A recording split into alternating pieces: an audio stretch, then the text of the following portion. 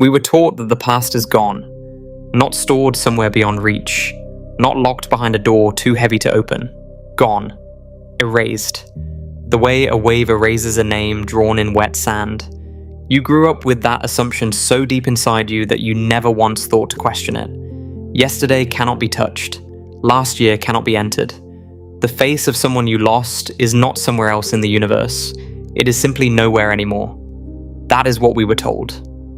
That is what we believed. And for most of human history, there was no reason to push back against it. Then physics arrived. And physics, it turns out, has never been entirely comfortable with that story. Not because physicists are dreamers, not because the mathematics was wishful, but because the equations that describe time, the most precisely tested equations in the entire history of science, keep leaving something behind. Something small. Something quiet. Something that refuses to close all the way. Not a time machine, not a guarantee. A crack. Get comfortable. If this is your first time here, subscribe to Novarium, because tonight we are not asking whether a time machine exists. We are asking something more unsettling than that. We are asking why physics, after more than a century of trying, has never been able to bury the idea completely. There is a version of this story that is easy to tell. You bring up H.G. Wells. You mention Einstein. You describe a wormhole with your hands. You smile and say that the equations allow it in principle, but the engineering is impossible and we should not lose sleep over it. That version of the story is comfortable. It keeps the past where it belongs. Behind us. Inaccessible. Safe. But that is not the version we are telling tonight. Tonight we are going deeper. Into what time actually is. Into what the experiments actually showed. Into what the mathematics of general relativity actually permits under conditions the universe has not ruled out. Into what a physicist at Vanderbilt University published in 2024 that quietly dissolved the most devastating argument against time travel anyone had ever constructed. And into what it would actually mean. Not for physics. For you. For the person you were 10 years ago. For the things you cannot go back and change. Because that is the part no one talks about. The arrow of time does not just carry us forward through a calendar. It carries everything with it. Every mistake, every loss, every version of yourself you can no longer reach. And the question of whether that arrow can ever bend back is not just a physics question. It is the most human question there is. We are going to follow it wherever it leads. Start with what you know in your body. Not in your mind, in your body. The sense that time moves, that the morning becomes the afternoon, becomes the evening, that the person you were yesterday is connected to the person you are today by a continuous thread of experience, that memory runs backward and anticipation runs forward and you are somewhere in the middle, moving, always in one direction. That feeling is so fundamental that it has never needed a name. It is just how existence works. Everyone experiences it. Every culture has described it. Every language has words for it. The river of time, the passage of time, the flow. Now here is the first disturbing fact of the evening. Physics has never found the river. Not in the equations, not in the experiments, not in the fundamental laws that describe how particles behave and how energy moves and how gravity curves space. The river is not there. What physics finds instead is something far stranger. Something that does not flow in any obvious direction. Something that bends and stretches and moves at different rates in different places and at the most fundamental level seems to be almost entirely symmetric. Forward and backward look nearly identical. The arrow you feel, the relentless one-way march from past to future, may not be written into the fabric of the universe. It may be written into you. That idea came into focus in 1905. And it came from a 26-year-old man sitting in a patent office in Bern, Switzerland, working through other people's applications for electromagnetic devices during the slow parts of the afternoon. His name was Albert Einstein. He had applied for university positions after finishing his degree and been turned down.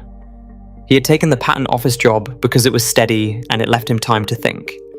And in those quiet afternoon hours, he was thinking about a problem that had been bothering the physics community for more than a decade. A problem inside the equations of electromagnetism that described how light behaved. The equation said that light travels at a fixed speed, always. Regardless of who is measuring it, that should have been impossible by Newtonian logic. Throw a ball from a moving train and the ball carries the train's speed plus your throwing speed. Fire a bullet from a moving car and the bullet is faster than it would be from a stationary gun. Every moving object adds its speed to whatever it launches. But the Maxwell equation said light did not work that way. The speed of light was constant for every observer in every situation. That seemed absurd. Einstein, sitting at his desk in Bern, made a choice. He decided to take the equations seriously. He decided to assume they were simply correct. The speed of light is constant for every observer. Now ask what else has to be true for that to work. The answer was time. If the speed of light is the same for everyone regardless of how fast they are moving, then time itself cannot be the same for everyone. The faster you move, the more slowly time passes for you relative to someone standing still. The faster you move, the less of the future you accumulate in any given hour of your own experience. Two people moving at different speeds through the universe will disagree about how much time has elapsed between two events. Not because one of them made a measurement error, because time is not universal. Newton had built his entire framework on the opposite assumption. In 1687, he wrote that absolute true and mathematical time flows equably without relation to anything external. For Newton, time was the stage, the same for everyone, a cosmic metronome ticking at the same rate in every corner of existence regardless of what was happening inside it. That assumption had held for more than 200 years. It felt like bedrock. Einstein, in a paper 24 pages long, published in a German physics journal in 1905, said that Newton was wrong. The paper did not make Einstein famous overnight. It would take years for the scientific community to absorb what he had done. But what he had done was remove time from its position as the universal backdrop of existence and turn it into something personal, something local, something that different observers would measure differently depending on how they were moving through space. And 10 years later, he went further. In 1915, Einstein published the general theory of relativity. The special theory from 1905 had shown that motion affects time. The general theory showed that gravity does too. The closer you are to a massive object, the more slowly time passes for you relative to someone far away from that mass.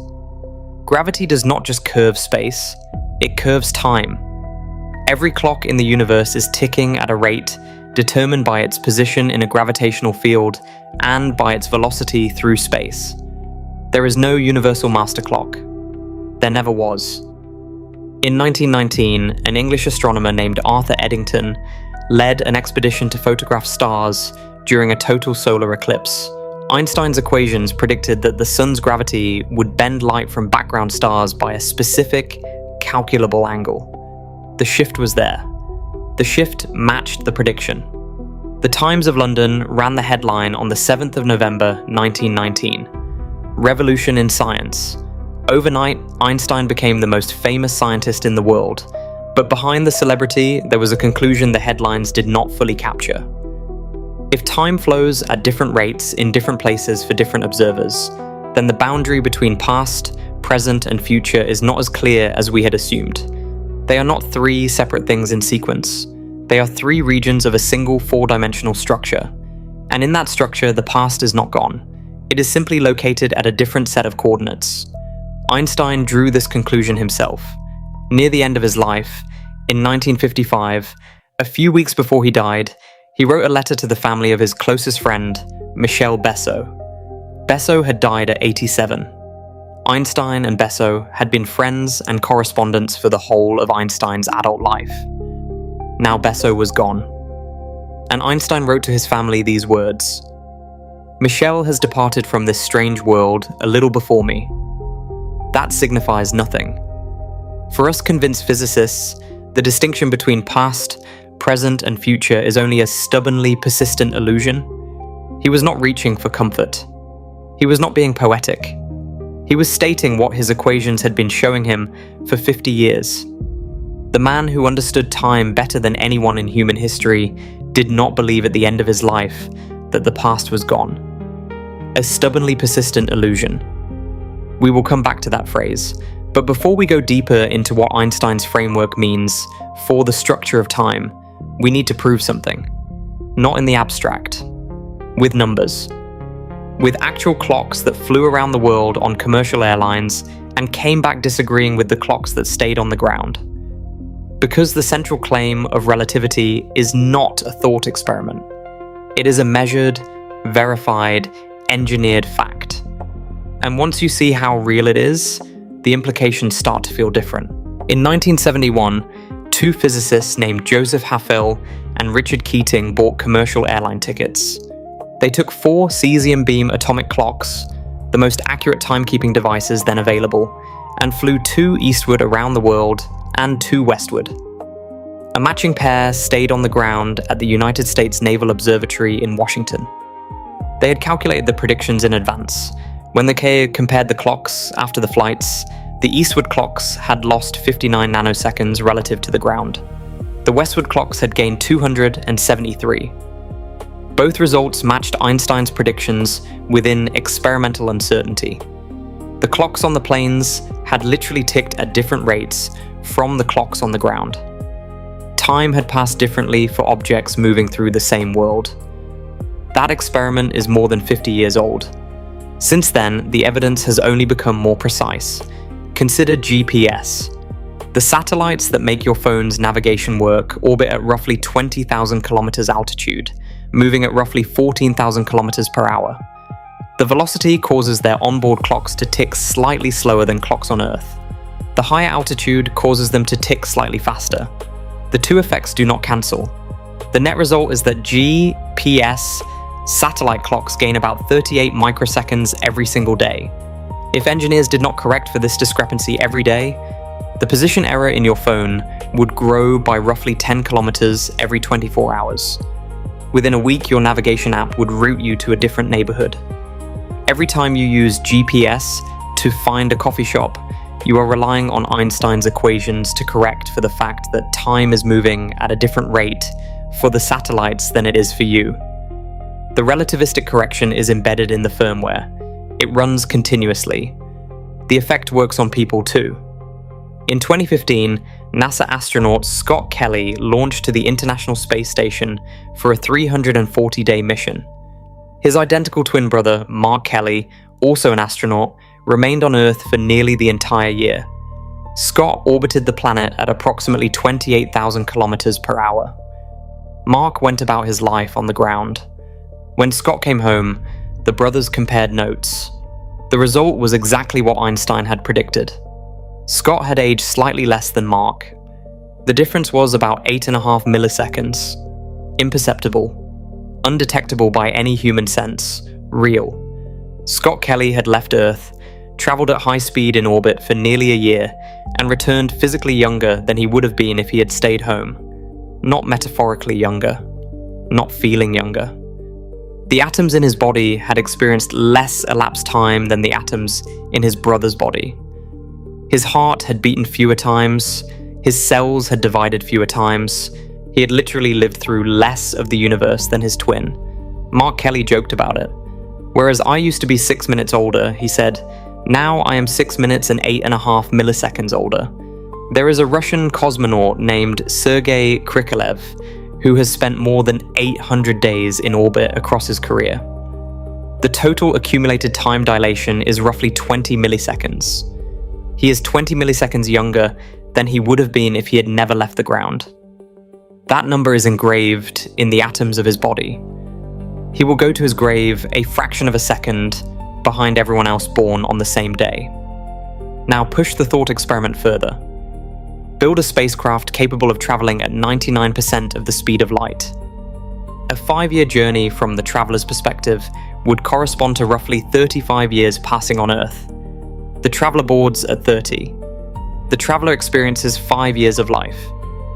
The traveler returns to find the world has aged 3.5 decades. This is not science fiction.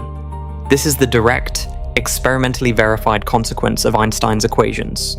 Forward time travel is not a dream. It is happening right now, continuously, to every object in the universe, including you.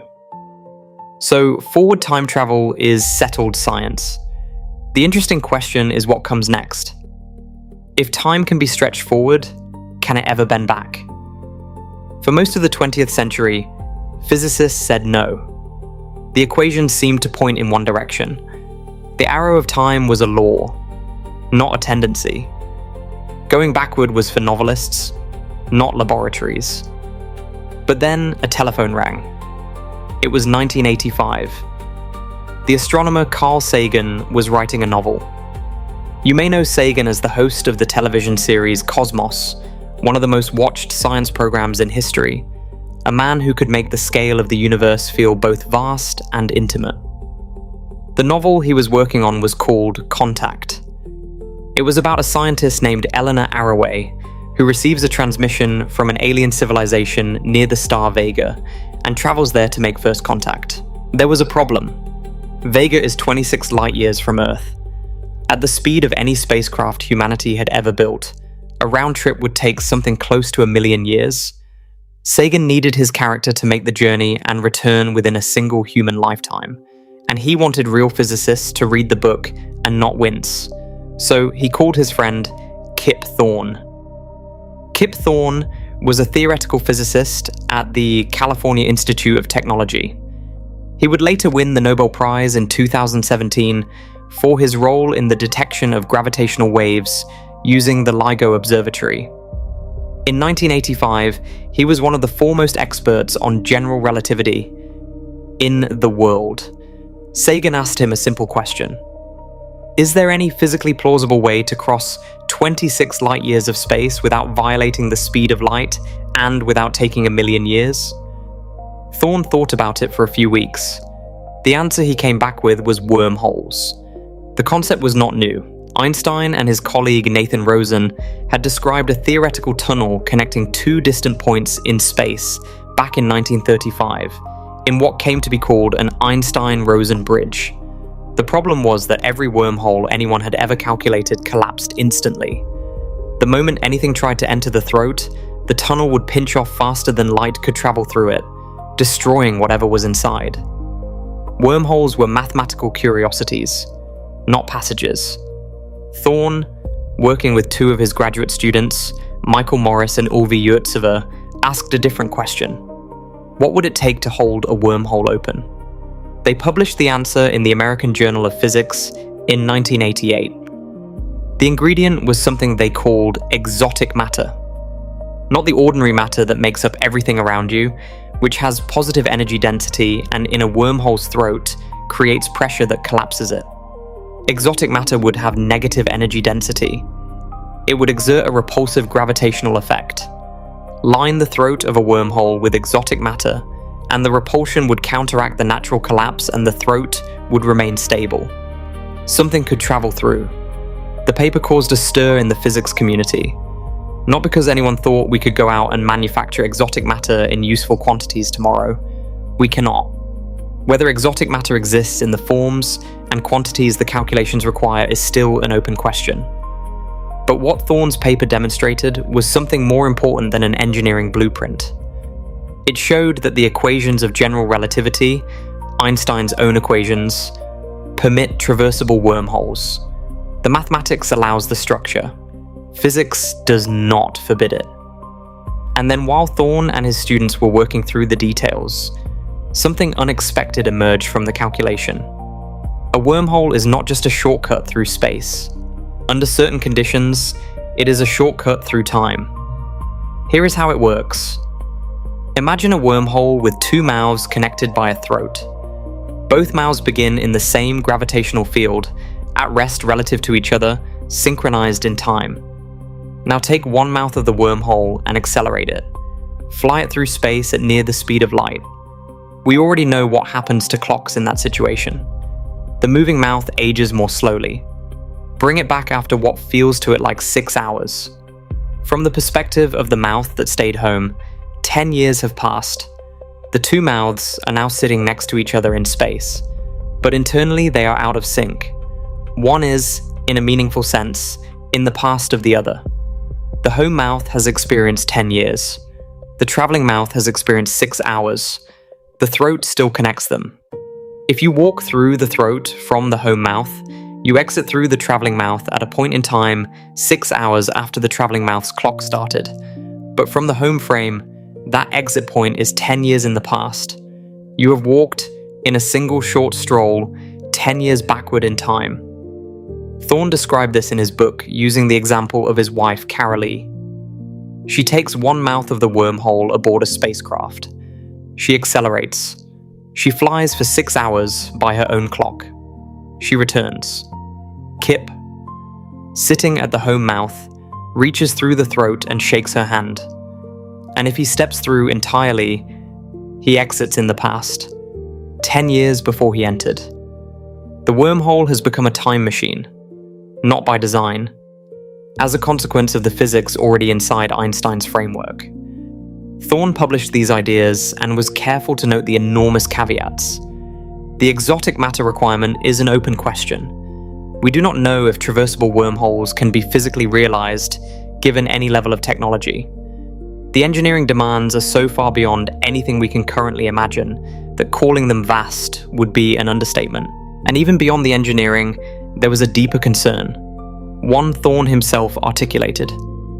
He suspected that quantum mechanics would conspire to destroy any wormhole before it could function as a time machine.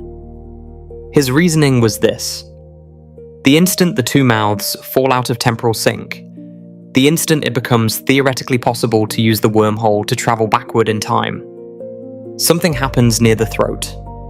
Quantum vacuum fluctuations, the ordinary tiny ripples in the quantum field that fill all of space, begin to pile up. They feed back through the wormhole. They amplify. They build. The energy density near the throat climbs toward infinity. The wormhole tears itself apart. The universe, in effect, pulls the plug. But Thorne could not prove that the plug would always be pulled. His equations showed the possibility of a stable, traversable time machine wormhole. His intuition told him the universe would not allow it. The mathematics said the door was open. Just a crack. Just enough to make some of his colleagues genuinely uncomfortable. His colleague Stephen Hawking was not willing to leave it at a crack. Hawking believed the door needed more than to be almost closed. He believed it needed to be locked. And to argue his case, he published a formal conjecture in 1992, claiming that the universe contains a built-in mechanism that destroys any forming time machine before it can function. He called it the Chronology protection conjecture. He described it with a line that became one of the most famous in theoretical physics.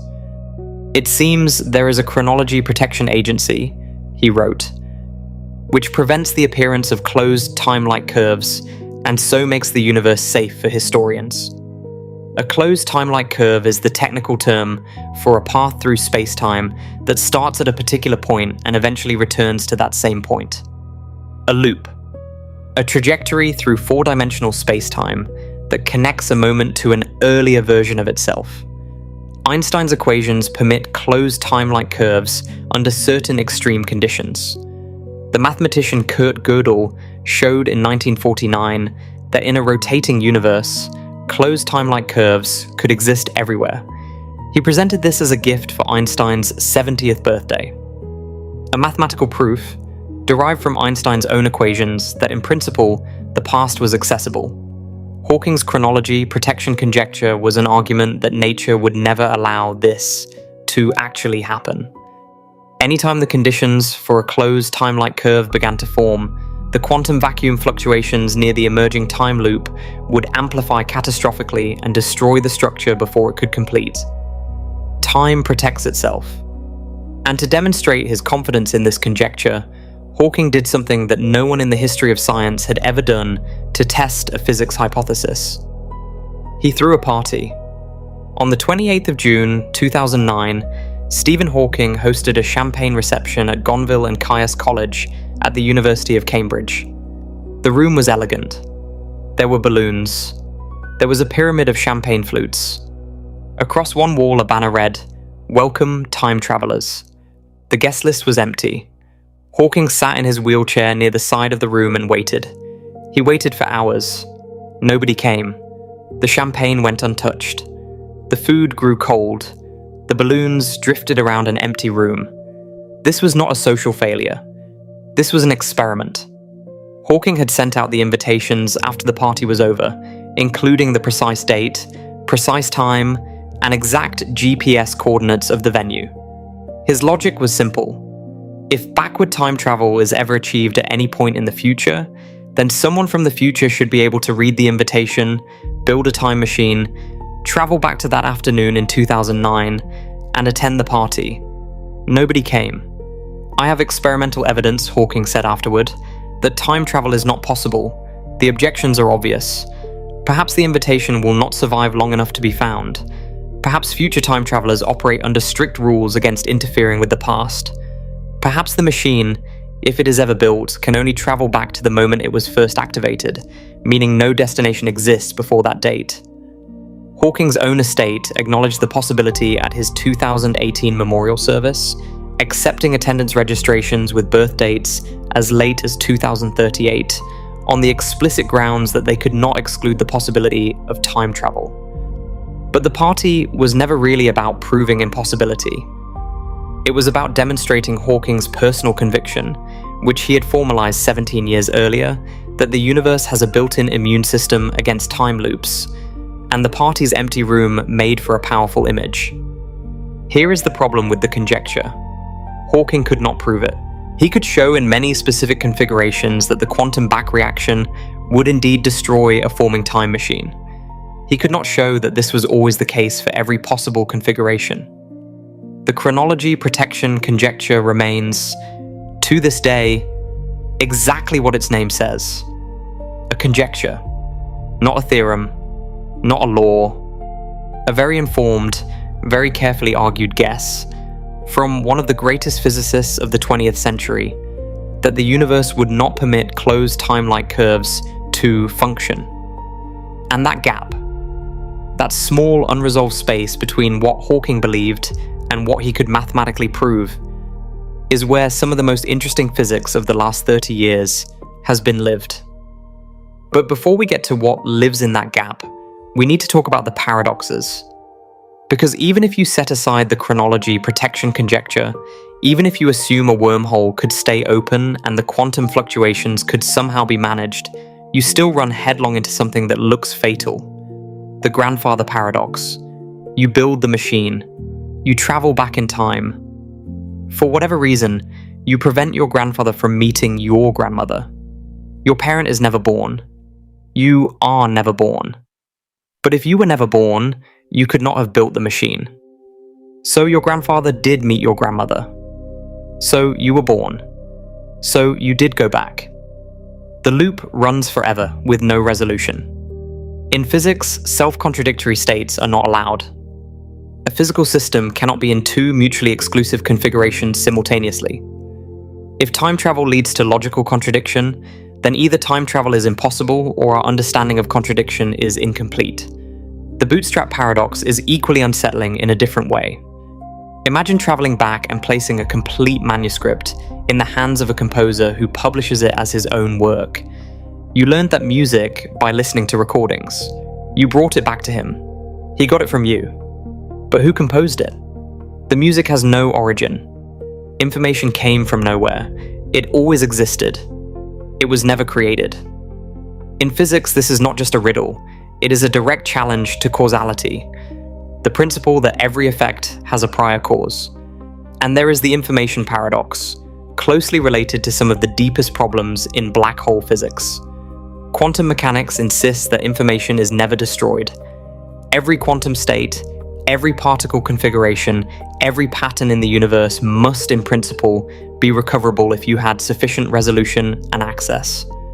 If time travel allows you to erase information that was once present, the foundational structure of quantum mechanics falls apart.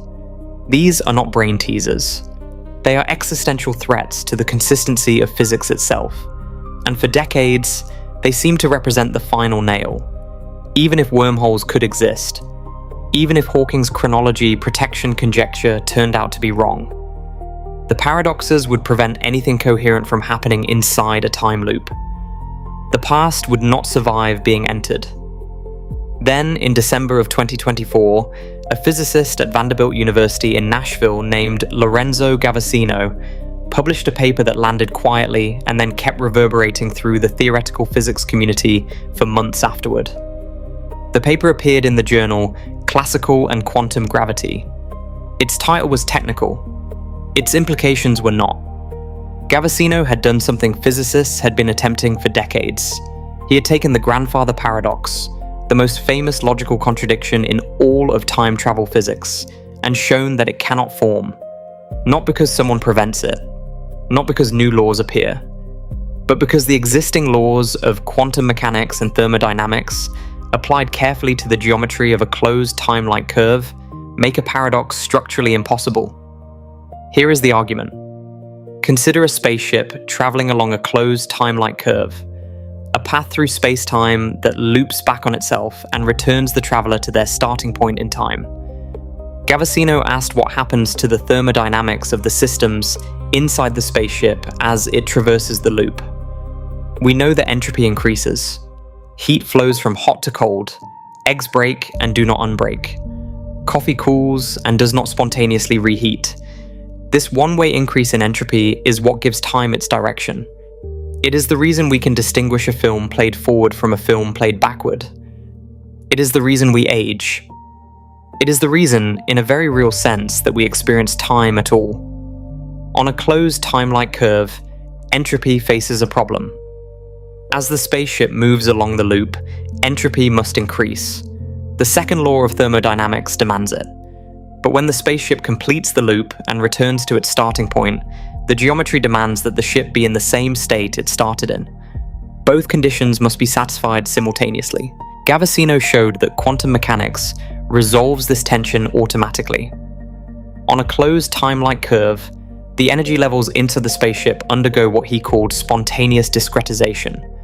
The quantum states of every particle in the system are constrained by the geometry of the loop itself. The loop is a closed boundary. Quantum systems on closed boundaries have only certain allowed energy levels.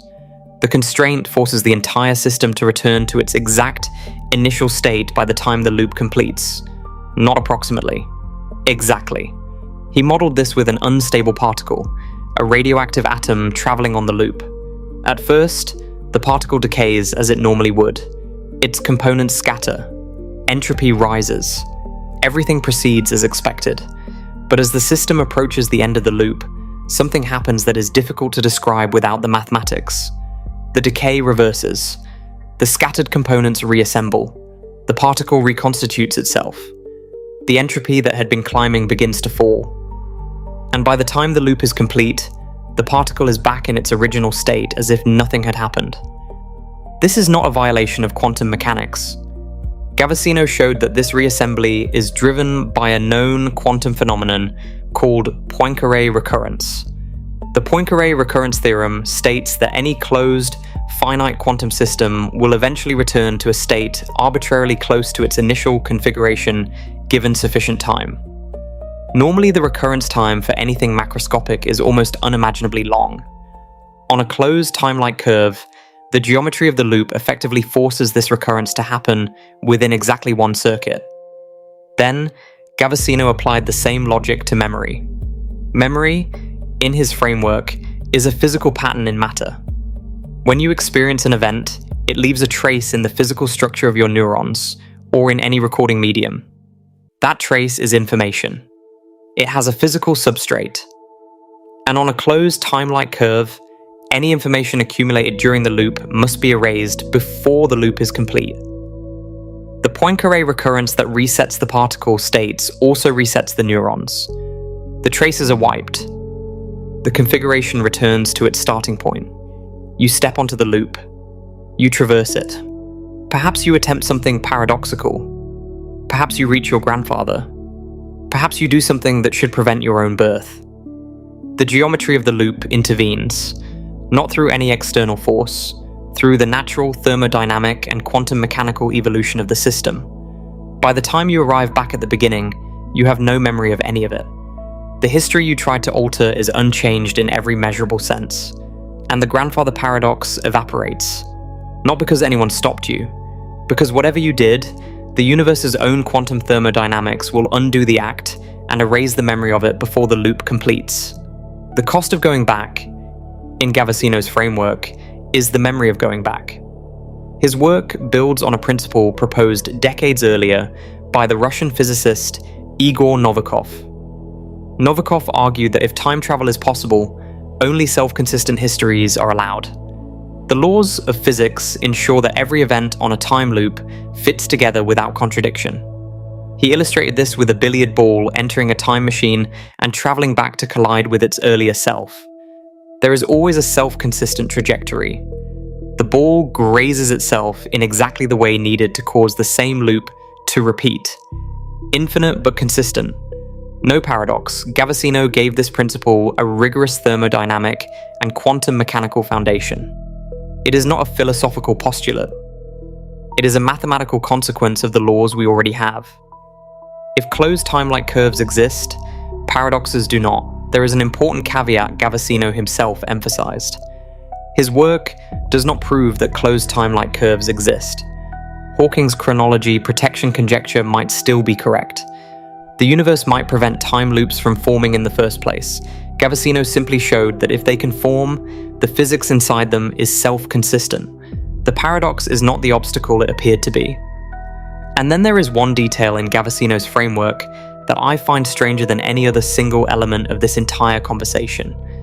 Any version of a time traveler arriving on a closed time-like curve would, in his analysis, be a kind of quantum statistical fluctuation, a reconstruction of the traveler generated by Poincare recurrence, rather than a direct causal continuation of the original person. Whether you would meet your younger self in any meaningful sense is deeply unclear. And if you did, neither of you would carry the memory of it forward. The universe allows the loop. The universe strips the loop of meaning. Now step back. Look at what we have assembled so far. Time is not universal. Experiments with atomic clocks and GPS satellites and human beings in orbit have confirmed this beyond any reasonable doubt. Time is local. Time is flexible. Time moves at different rates in different places. The mathematics of general relativity permits traversable wormholes. Kip Thorne's 1988 paper demonstrated this. The equations allow the structure. A traversable wormhole whose two mouths have experienced different amounts of time is, by the physics already in the framework, a time machine. Not by speculation, by consequence. Hawking's chronology protection conjecture argues the universe would destroy such a machine before it could function, but the conjecture remains unproven. The gap between conjecture and theorem has not closed. The paradoxes that seem to make backward time travel logically impossible have been dissolved, at least within the framework of closed time-like curves, by Gavesino's 2024 paper. The cost of the resolution is memory. Whatever you do inside the loop is undone. Whatever you remember is erased. The door that was supposed to be sealed keeps having cracks in it. But to understand why this should feel disturbing rather than merely interesting, we need to talk about what time actually is, because the experiments and the mathematics have been pointing towards something for over a century, and most people have not fully absorbed it. In Einstein's framework, the universe is a four-dimensional structure, not a three-dimensional stage on which events play out over time, but a four-dimensional object in which all events simply exist at their own coordinates. Every moment that has ever happened, and every moment that will ever happen is, in this framework, equally real, equally present. The distinction between past and future is not a feature of the universe. It is a feature of your position within it. The past is not gone. It is at different coordinates. This view is called the block universe, or eternalism. It is one of the most genuinely disturbing ideas in the history of physics, not because it is exotic, but because of what it implies for the things you have lost. Every person who has ever died still exists. At different coordinates, every moment of your childhood still exists. At different coordinates, every version of yourself you can no longer reach still occupies a real location in the four-dimensional fabric of space-time. Nothing is erased. Nothing is gone. You simply cannot get there from here. Or cannot yet. The block universe is not proven. It is an interpretation, the most natural one given relativity's implications, but still an interpretation. There are frameworks in which the present moment is the only real one, and the past has genuinely ceased to exist.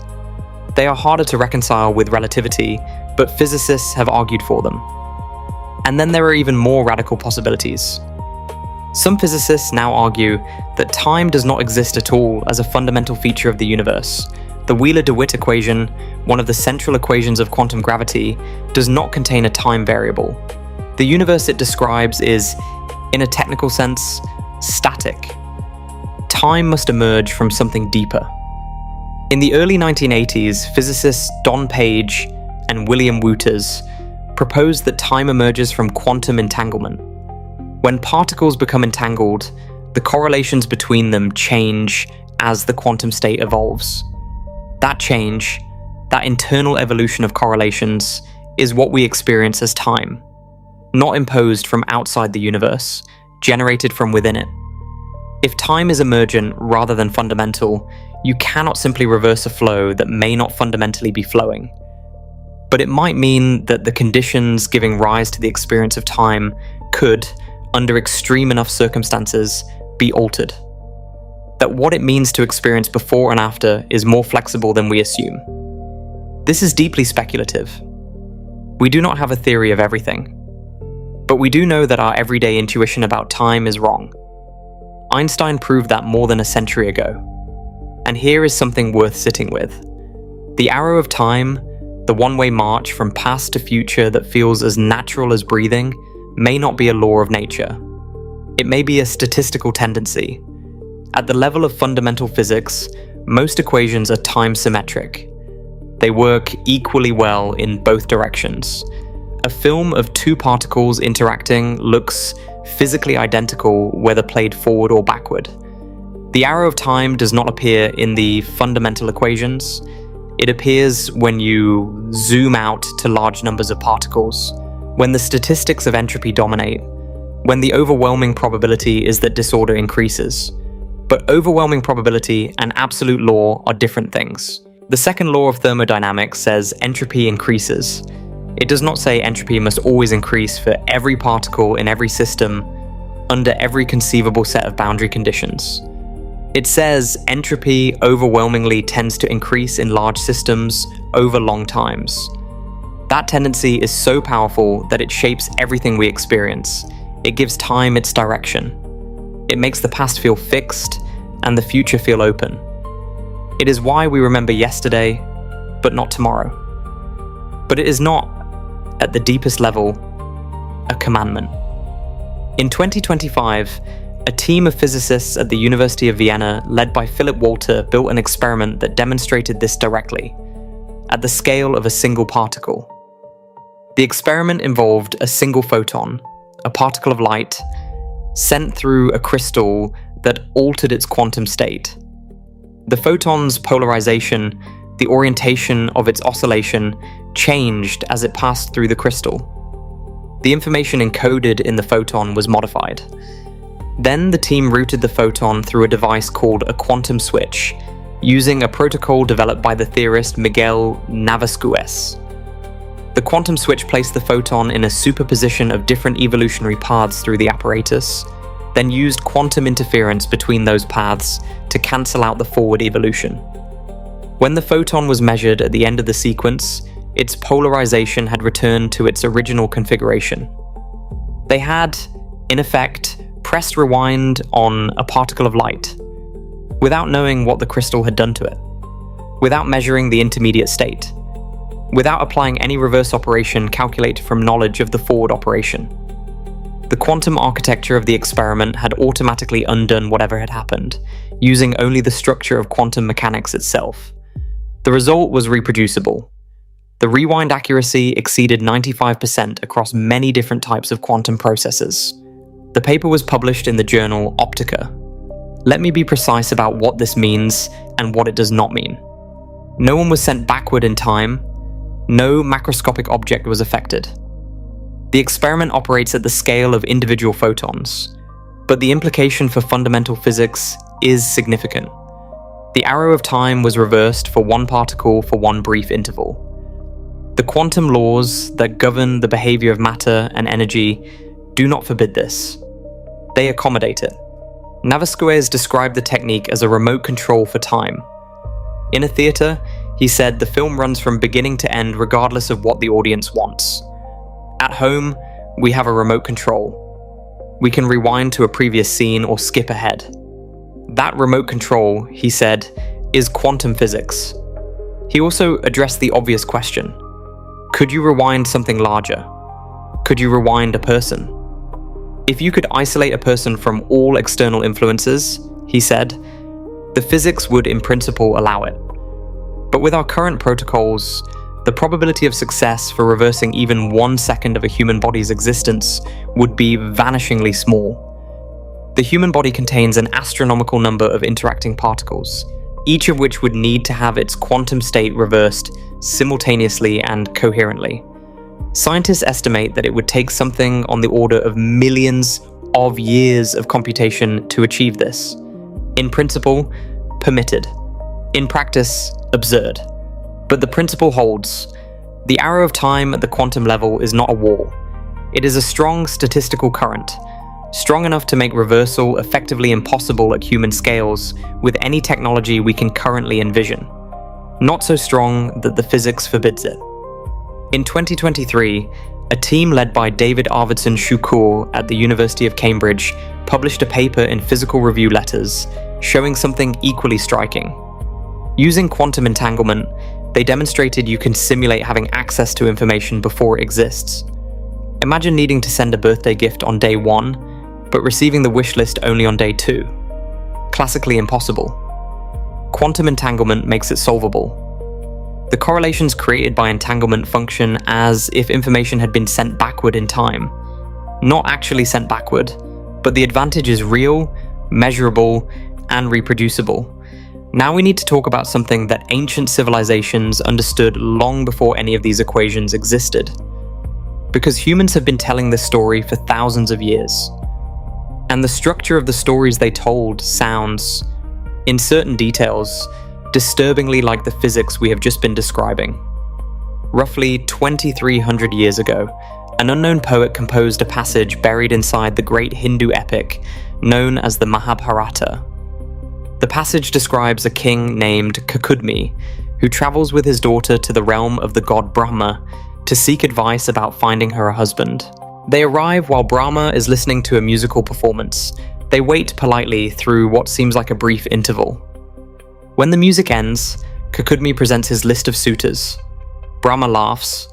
He explains that while they were waiting in his realm, listening to what felt like a brief performance, entire ages had elapsed in the mortal world. Every man Kakudmi had considered as a suitor for his daughter was long dead. Their children were dead. Their civilizations had risen and fallen and been forgotten. Read that again with modern physics in mind.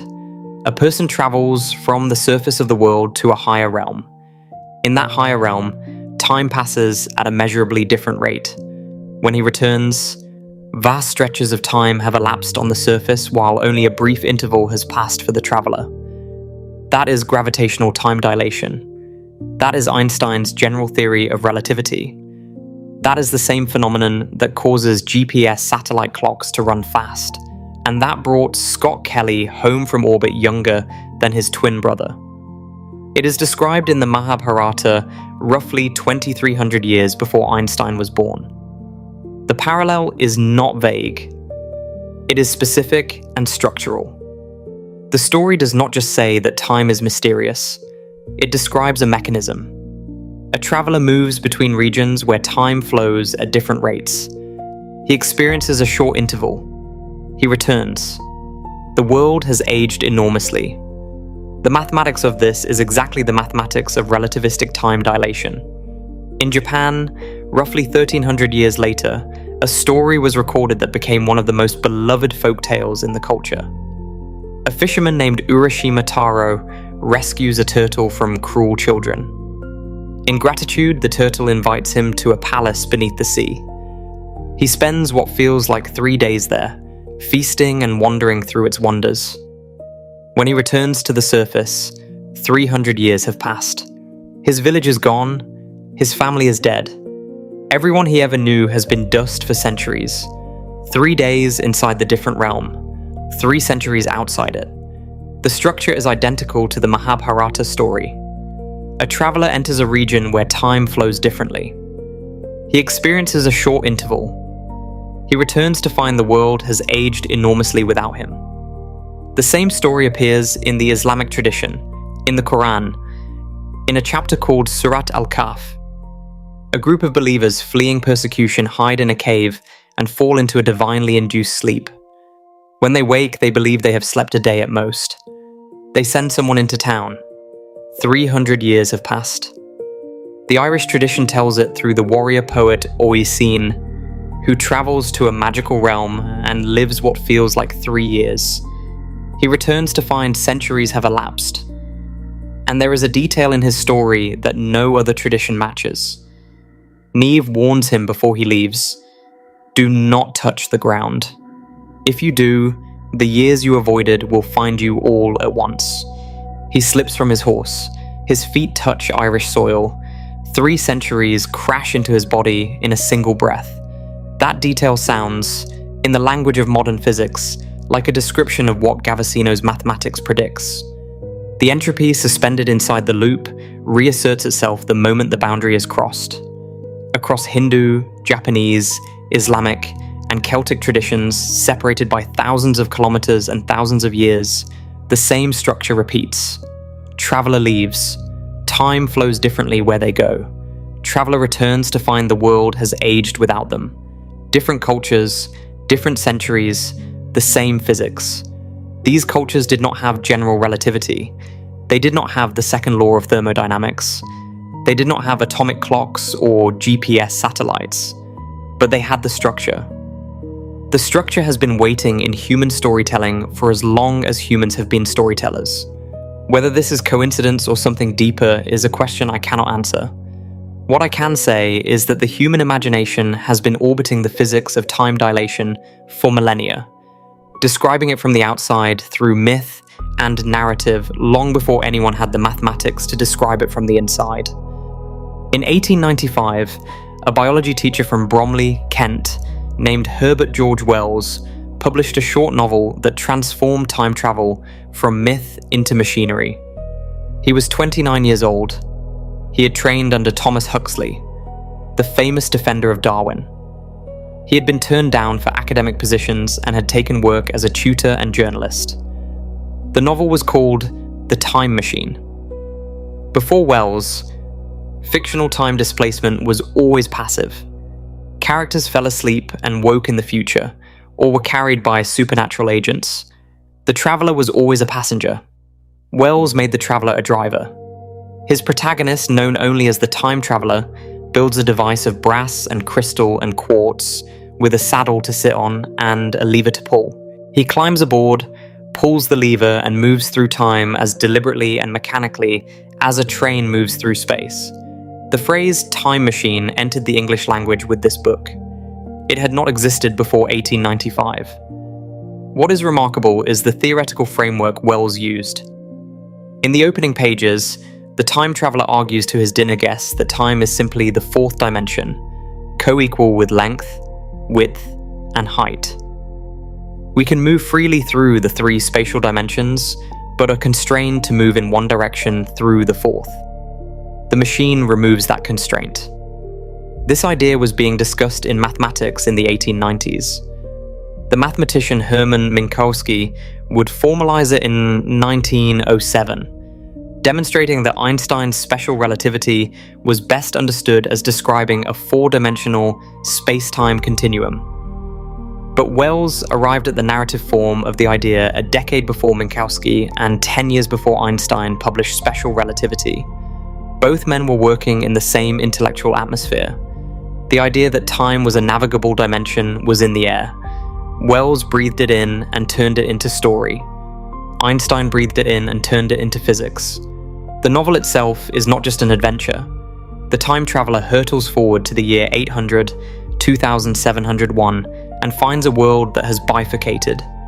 On the surface live the Eloi, beautiful and childlike, with no memory of the civilization that produced them. Beneath the surface live the Morlocks, pale creatures who maintain the machinery in the dark and feed on the Eloi under cover of night. The time traveler pushes further. He watches the sun swell and redden. The earth grows cold and still. Eventually, the only life visible is a black shape on a rock beside a stagnant sea. Snow falls. The silence is complete. He pulls the lever and comes home. And then he leaves again. And never returns. The final image of the book is the empty machine. The traveler is somewhere in time. The machine sits in his laboratory, accumulating dust. That image, the empty machine and the absent traveler, has never quite left the human imagination. It is the image that made time travel feel not just powerful, but lonely. Wells gave the world the metaphor. Einstein gave the world the equations. Between them, they transformed time in the public imagination and in the scientific record from an abstraction into a physical structure that could be bent, stretched, and in principle traversed in both directions. Now, here is something worth noting about every theoretical time machine physicists have seriously proposed. They all emerge from valid solutions to Einstein's equations. They all require conditions we cannot create, and they all share a boundary condition that is easy to overlook. You cannot use them to go back before they were built. The Tipler cylinder requires an infinitely long, rotating mass. A spacecraft spiraling around it could, in principle, travel backward in time. The physics is valid. The engineering is impossible. Frank Tipler proposed it in 1974, knowing full well that infinite cylinders cannot be constructed. The Ori time machine, proposed by Amos Ori at the Technion in Israel, uses a donut-shaped vacuum region surrounded by ordinary matter. No exotic matter required. No infinite length. But the constraint remains. You cannot travel back further than the moment the machine was first activated. The earliest accessible destination is the machine's own power-up. There is no visiting your own childhood, no attending historical events, no going back to the specific moment you actually need, only to the moment someone first turned the machine on. That limitation changes everything about the fantasy. The dream of going back assumes you could navigate to any point in the past. The physics says you can only navigate within the range the machine itself created. You are trapped inside a loop that only extends as far back as its own beginning. But none of this settles the deeper question: whether such machines are merely impractical or genuinely impossible in a way the current equations are not capturing. Impractical means we cannot do it yet. Impossible means we can never do it. The equations of general relativity refuse to say never. And beneath all of this, beneath the wormholes and the rewind experiments and the Vanderbilt paper and the chronology protection conjecture, there is a question more fundamental than any laboratory result. A question that eventually every physicist who works seriously on time comes to. A question that may be the most important one physics has not yet answered. Is the past still there? Not in a sentimental sense, in a physical sense. Is it real? Does it continue to exist at its own coordinates in the block universe, the way a distant city continues to exist even when you are not in it?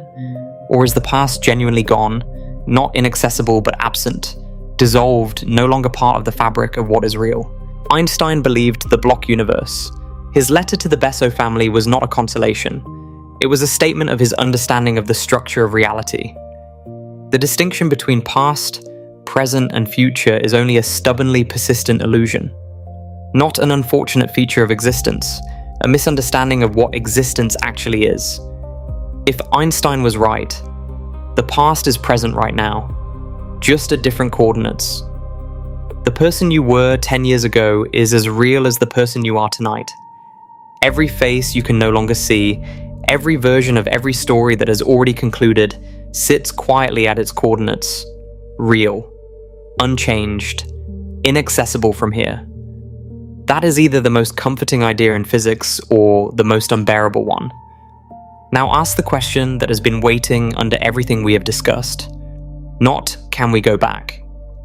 But what would it mean to go back? Imagine the machine existed. The calculations worked. The exotic matter problem was solved. The chronology protection conjecture turned out to be wrong. A traversable wormhole held its shape long enough for you to step through. You pull the lever. You arrive. You are standing in the past. What do you do? The instinct, the deep human one, is to fix something. To warn someone. To prevent a catastrophe.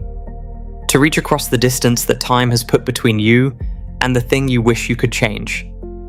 That impulse is born from love and grief and the terrible awareness that time moves in one direction and carries everything with it. But Gavesino's mathematics suggests that this is where the physics becomes quietly devastating. On a closed Timelike curve, the universe enforces self-consistency through entropy reversal and memory erasure. Whatever you do on the loop is undone before the loop completes. Your actions dissolve. Your memories are wiped. You return to the beginning as if nothing happened. The past you entered does not carry the marks of your arrival. The history you tried to change is unchanged in every measurable sense. You would not remember. You would step through the door and cross the distance and reach the moment you needed to reach, and then the universe would quietly unwrite it. Not through violence, not through paradox, through the thermodynamic mechanics of a closed system returning to its initial state. The loop would complete. You would be back at the start. And the thing you went back to change would be exactly as it was. Novikov's self-consistency principle offers a slightly different version of the same conclusion. If you could travel to the past, you would not change it. You would participate in it. The bullet you fired would miss. The warning you shouted would go unheard. The letter you wrote would arrive after the decision had already been made. Not because a force stopped you, because the history you traveled back into already contained your arrival and already contained its outcome. The past is not fragile because it is easy to alter.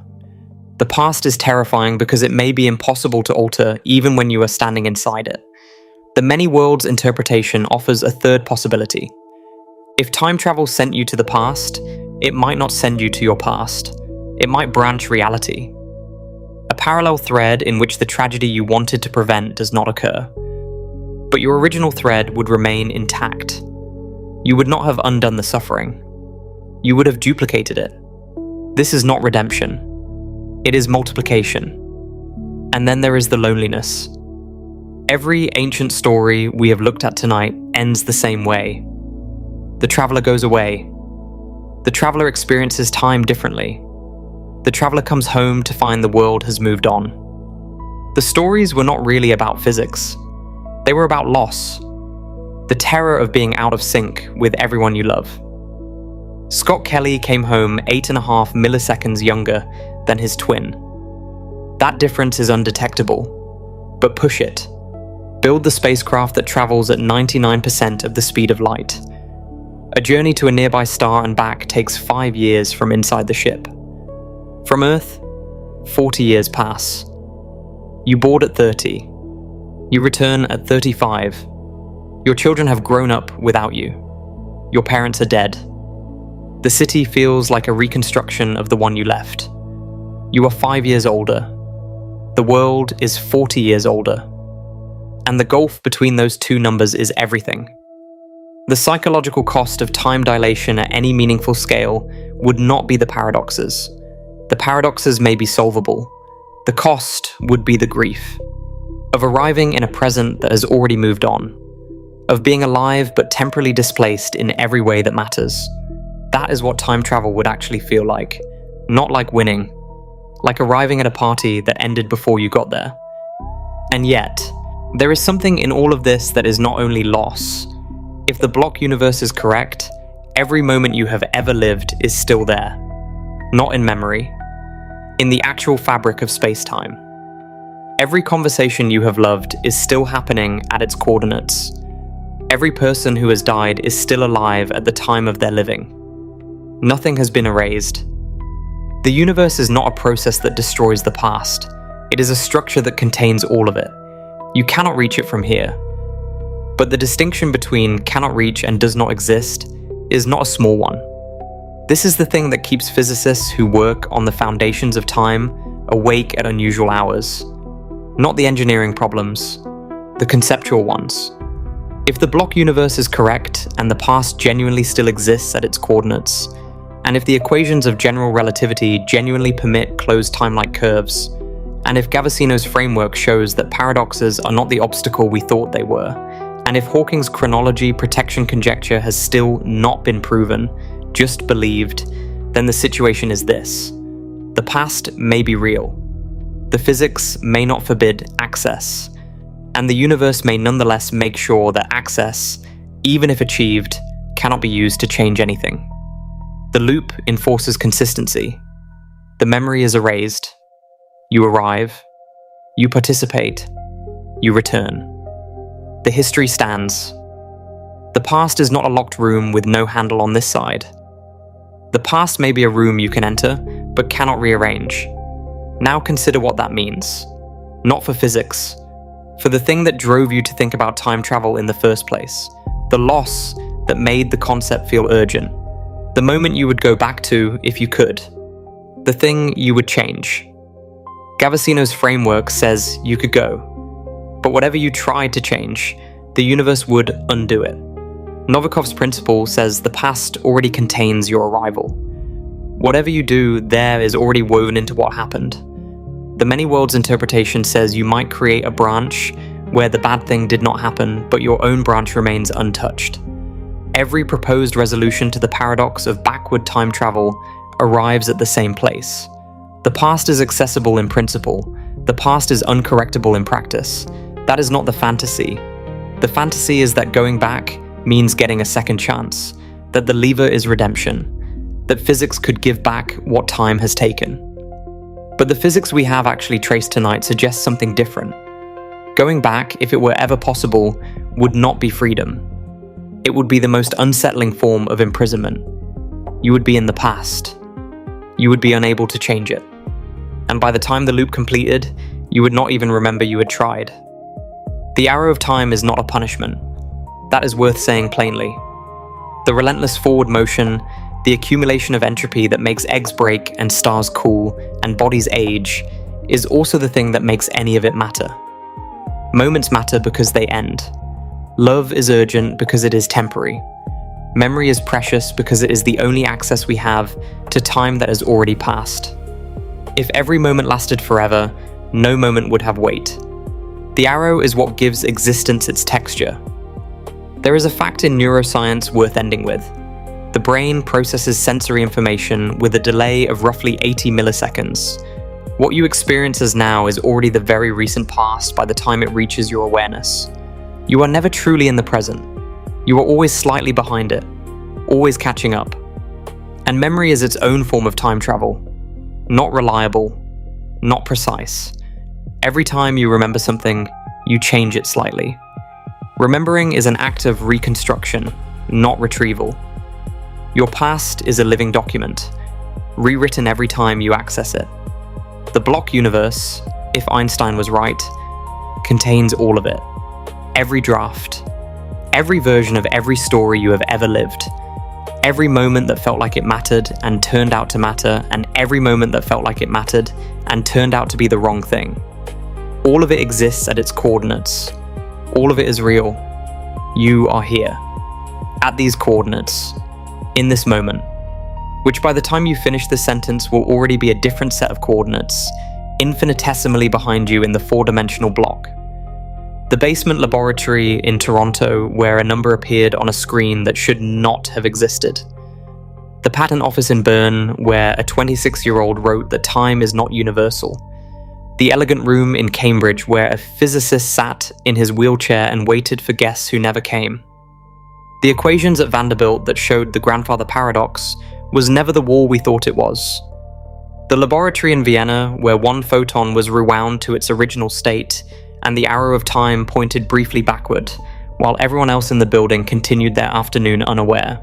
And you, wherever you are tonight, listening. time is not what you feel it to be.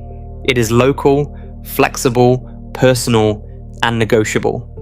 Your head and your feet are aging at slightly different rates right now. The satellites above you are running fast, and the engineers are correcting for it. The atoms in your body have experienced a slightly different amount of elapsed time than the atoms in the body of someone who has spent time at a different altitude or a different velocity. You are a time traveler, quietly and continuously, carried forward in a direction that may be less absolute than it feels. Whether the door back exists is a question physics has not answered. The equations leave it open. The conjecture argues it is sealed. The mathematics inside the loop says it is usable but not useful. The entropy says the memory will not survive the trip. Maybe that is the real answer. Not that the door is locked, not that the door is open. That the door opens into a room where whatever you went back to fix is already unfixable. Where the version of yourself who arrived is already woven into the history that stands. Where the loop will complete and the memory will dissolve and you will be back where you started. Not because the universe is cruel, because it is consistent.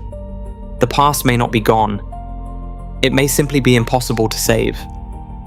And the present, the one you are in right now, the one that is already becoming the past as you read this, is the only one that will ever in any meaningful sense be yours. It is enough. It has to be. The clock beside you is ticking. It always has been. It always will be. And the sound it makes is the universe taking a local measurement of how fast its own quantum correlations are shifting in the small region of space-time that you happen to be occupying right now. That sound is not a warning. It is not a sentence. It is just time being what it is, which turns out to be stranger and more beautiful and more irreversible than anyone ever thought to warn us.